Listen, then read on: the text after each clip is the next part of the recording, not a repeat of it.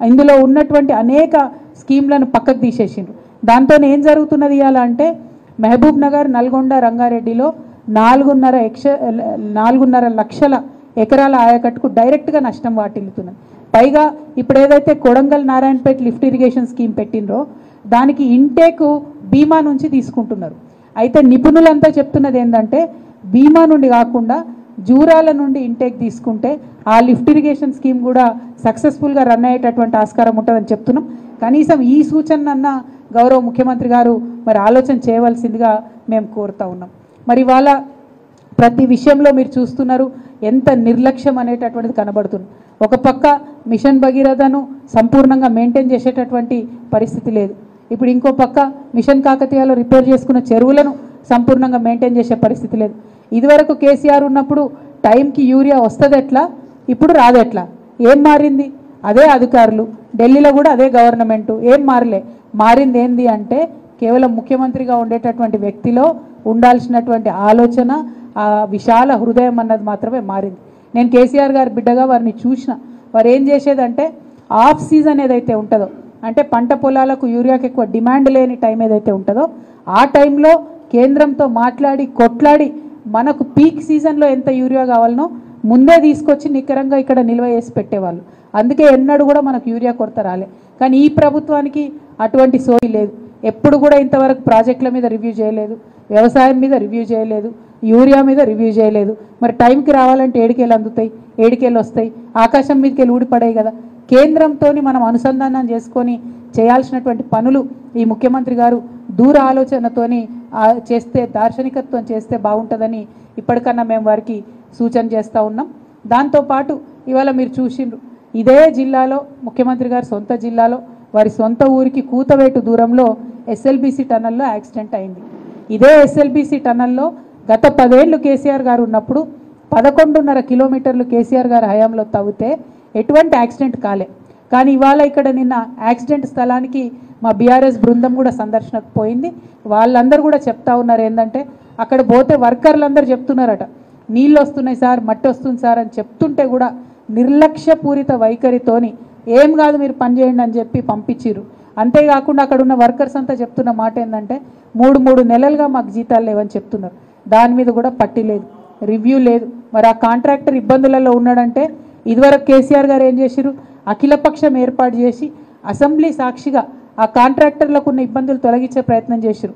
మరి ఎందుకు అదే కాంట్రాక్టర్ కావాలంటే భారతదేశం మొత్తంలో ఆయన ఒక్కయనే ఉన్నాడట ఆ పని చేసిన ఆయన, ఆ సొరంగం దువ్వేట ఆయన. కాబట్టి మంచికో చెడ్డకో ఇక ఆయననే మనం కంటిన్యూ చేయాలి కాబట్టి ఇబ్బంది రాకుండా ఉండాలని కేసీఆర్ గారు చేసిండు. మరి అదే పని ఇవాళ రేవంత్ రెడ్డి గారు ఎందుకు చేయలేకపోతున్నారు? దయచేసి ఒకసారి ఆలోచించాలి.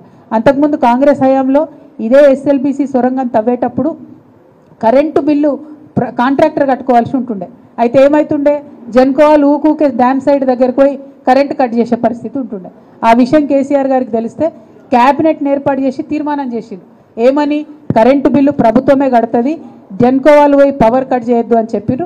అందుకే బీఆర్ఎస్ హయాంలో 11.5 కిలోమీటర్ల టనల్ను ఏకదాటిగా తవ్వగలిగినాం, ఇబ్బంది లేకుండా తవ్వగలిగినాం.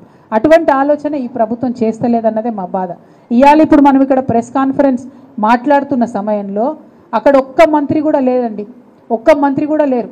అందరు ఏడిపోయినారంటే కాంగ్రెస్ పార్టీ సమావేశం ఉందట, ఢిల్లీ నుంచి వాళ్ళ ఎవరో దూత వచ్చిరట, మీనాక్షి నటరాజన్ అని వాళ్ళ ఇన్ఛార్జ్ వచ్చింది కాబట్టి ప్రతి ఒక్క వ్యక్తి కూడా ఇవాళ అక్కడ పోయింది.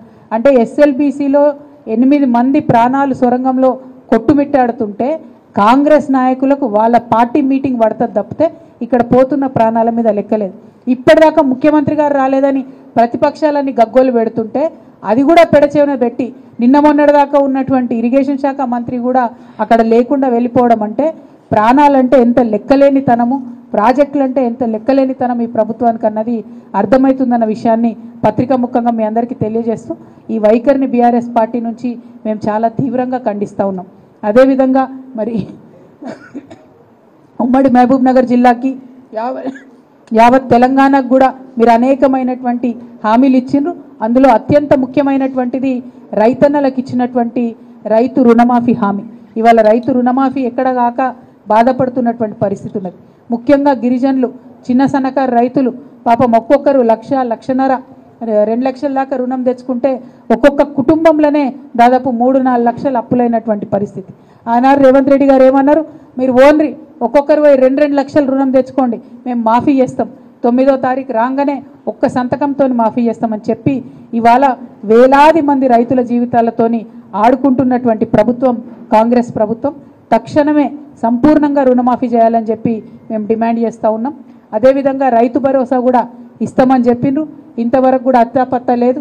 సగం మందికి వస్తుంది, సగం మందికి వస్తలేదు అన్నట్టున్నది.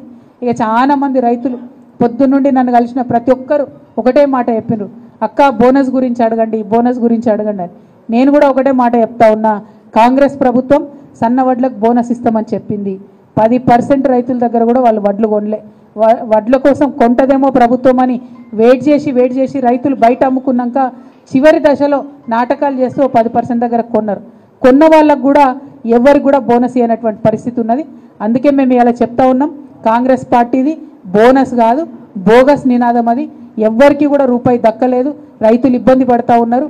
మీరు నెక్స్ట్ టైం అన్నా దయచేసి కరెక్ట్గా టైంకి ఇవ్వాలని చెప్పి డిమాండ్ చేస్తున్నాం. ఇప్పుడు మీరు మార్కెట్లో కొన్న వడ్లు ఏవైతే ఉంటుందో వాటికి చిట్టీలు ఉంటాయి, ఆ పెండింగ్ బోనస్ అంతా కూడా తక్షణమే రైతులకు చెల్లించాలని కూడా మేము డిమాండ్ చేస్తూ, మరి అన్నిటికన్నా ఎక్కువ ముఖ్యమైనది మా ఆడబిడ్డలకు కళ్యాణ లక్ష్మి ఇస్తా అంటివి.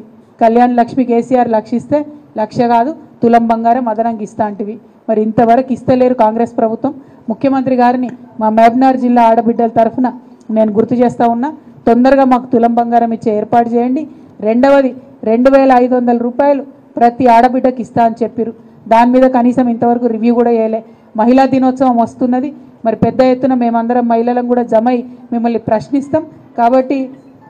కాబట్టి తక్షణమే మీరు మహిళలకు ఇస్తా అన్న 2,500 రిలీజ్ చేయాలని కోరుతా ఉన్నాం. అట్లానే ఆడబిడ్డలకు 18 ఏళ్ళు దాటినటువంటి వారందరికీ కూడా చదువుకున్న ఆడపిల్లలకు స్కూటీలు ఇస్తామని చెప్పిండ్రు. కానీ దాని మీద కూడా కనీసం ముఖ్యమంత్రి గారు రివ్యూ చేయలేదు. కాబట్టి అన్న చెప్పినట్టు స్కూటీలు కూడా తక్షణమే రిలీజ్ చేయాలని చెప్పి మేము కోరుతా ఉన్నాం. అన్నిటికన్నా దారుణం ఏంటంటే చదువుకునే పిల్లలు, గురుకులాల్లో చదువుకునే పిల్లలకు కూడా సరైనటువంటి భోజనం పెట్టలేనటువంటి పరిస్థితి ఈ ప్రభుత్వంలో కనిపిస్తున్నది. ఇప్పటికీ కూడా వైఖరి మార్చుకుంటలేరు. దీన్ని ఇక్కడ నన్ను లోకల్లోనా నాగర్ కర్నూలు అయ్యో అరే సారీ, అదే అన్యాయంగా ఇట్లా బిడ్డల్ని పొట్టన పెట్టుకుంటుంది కాంగ్రెస్ ప్రభుత్వం. మేము ఈ వైఖరిని ఈ రోజుతోని లెక్క 58కి చేరింది. నిజంగా తెలంగాణ ఉద్యమం తర్వాత ఎన్నడూ కూడా బిడ్డలు చనిపోతున్నారనే మాట వినొద్దనుకున్నాం, కానీ మళ్ళా కాంగ్రెస్ ప్రభుత్వం వచ్చింది, బిడ్డలు చనిపోవడం మొదలైంది. ఇది ఇమీడియట్గా సవరించుకోవాల్సిందిగా ప్రభుత్వానికి మేము సూచన చేస్తూ ఉన్నాం. ఒక బాధ్యత కలిగినటువంటి ప్రతిపక్షంగా తప్పకుండా మేమందరం సహకరిస్తాం.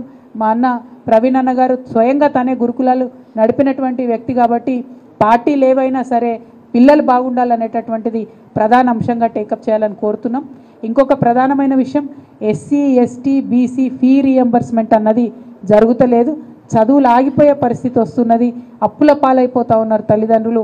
ఆ విషయంలో ప్రభుత్వం శ్రద్ధ పెట్టాలని కోరుతున్నాం.